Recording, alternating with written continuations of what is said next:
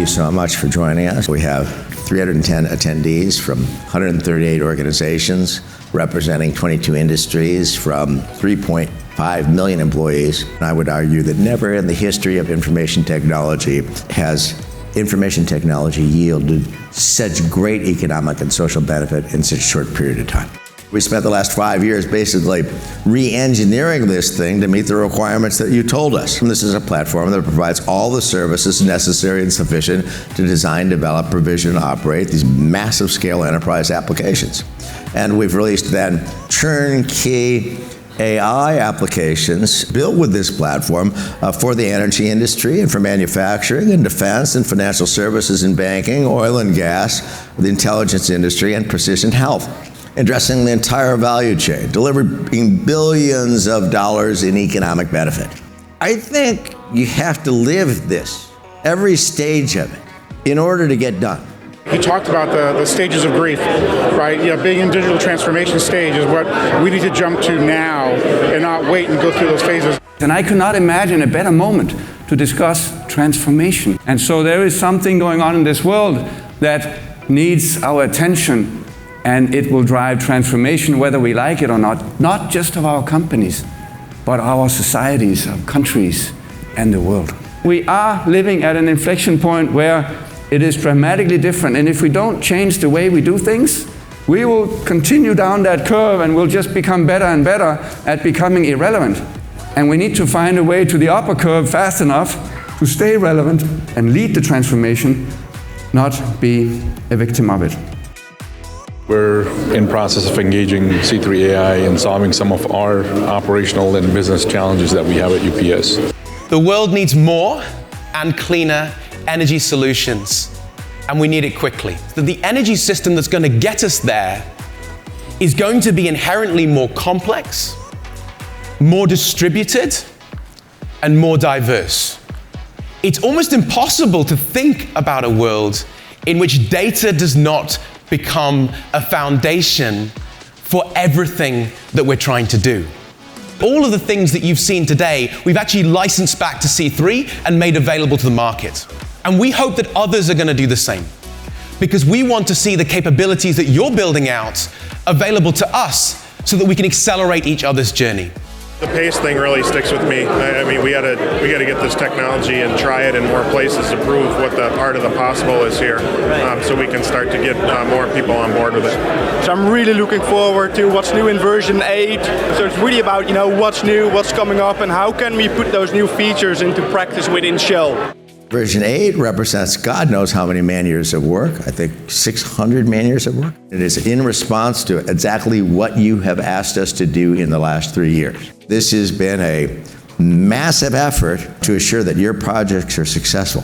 What we're excited to announce is our version 8 product today. Version 8 will allow faster production deployments. We've done a lot of work in the onboarding experience, a lot of work in the developer tools, brand new VS Code interface, brand new Jupyter Lab interface, one platform for all developers, data scientists, and citizen data scientists. What are your thoughts on the vulnerability of critical infrastructure? I suspect that, again, one of the reasons that this information is being put out there is not just as a warning to companies and the like to button down the hatches, but also as a little bit of a warning to the Russians that we're pretty good. And so I hope that somebody's telling the Russians, don't engage in mutually assured destruction on cyber attacks because you won't like where this ends. We thank you for your presence here. We thank you for your leadership to the nation and your service to the nation. Machines in the past made us stronger. They made us faster. Intelligent machines should make us smarter. A very important element of the success in this combination is freedom. All of our problems are becoming a needle in a haystack because we do a lot of transactions and most of them are fine. It's the one mistake, the one error, or the one in a million opportunity that will make all the difference. That's the idea of the machine learning we're trying to do. What we're trying to find is when we deviate from that, find the unexpected. I think Kasparov's presentation, especially when he talked about Russia, Ukraine, it touched my heart. He gave hope that, collectively as free society, we can bring about change.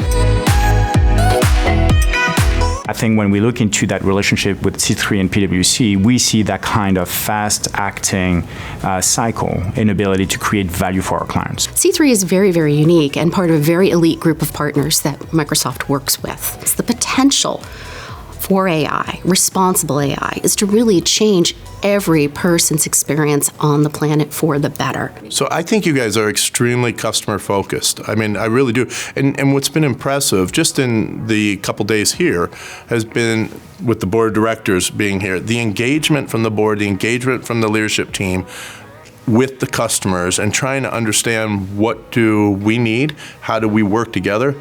It's impressive as a company. Working with C3 is kind of special for Engie, especially on smart institutions, because we're not only leveraging the software, but also C3 has been our partner for actually developing our application on top of the energy management solution. You guys are creating history.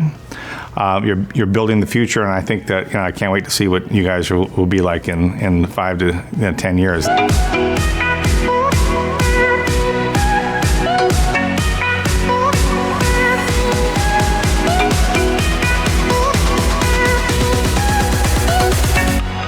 And even the best part of this, I mean, there is no rip and replace here. We're taking all the existing investments in enterprise information systems, all the existing massive investments that are there in the CRM systems, sitting on top of that and making all of that instantly predictive. So, I mean, I spent 20 years of my life thinking about CRM. I invented it. Okay, and the last 15 years of my life thinking about AI, and there is definitely an intersection here where some sparks can fly. When we're done mining all that knowledge that exists in the data, it will dwarf the knowledge that was painstakingly accumulated over the centuries by scientists and engineers and other specialists. We were here 2 years ago at Transform. We watched the US Air Force, Shell, demonstrate industry-shaping solutions. Scale is something we like because without scale in our industry, in our business, you don't achieve economic impact. But I have to say, the thing that really appealed to our CEO was the mindset, the focus on customer. We share a common vision between C3 and Google, and it's a very simple thing. Organizations look to technology providers not just for cost optimization and TCO reduction. Obviously, those remain important things, and we have a lot of work going on in both of those areas, but increasingly for value creation. The central capability that people need to create value is understanding their data and applying algorithms to use that data to either reach customers better, understand the impact on their supply chain, optimize or transform a core process in the organization. And we remain deeply committed to this partnership to bring technology and solutions to customers faster, to make it more maintainable for them, and to bring the next generation of enterprise applications to industries. You need to think about your intelligent supply chain. And this is where the enterprise AI conversation really started to come to life. And this is when we started talking to C3. And the first thing that we had to do with this is to figure out why. Why are we doing this? And it's really for us to enable a better customer outcome through better decision making. I think it's our responsibility to always stay on top of the latest and greatest. And Tom and Human and many other individuals from the C3 team, they have a wonderful way of just taking new innovation and technology and making it applicable. This now, my 4th decade in the information technology industry, it was unimaginable when I began that we would be working on projects this difficult, this challenging, this exciting, with this much social and economic benefit on behalf of the 800 and some odd employees at C3, the C3 Board of Directors, and the C3 management team. We thank you for that opportunity.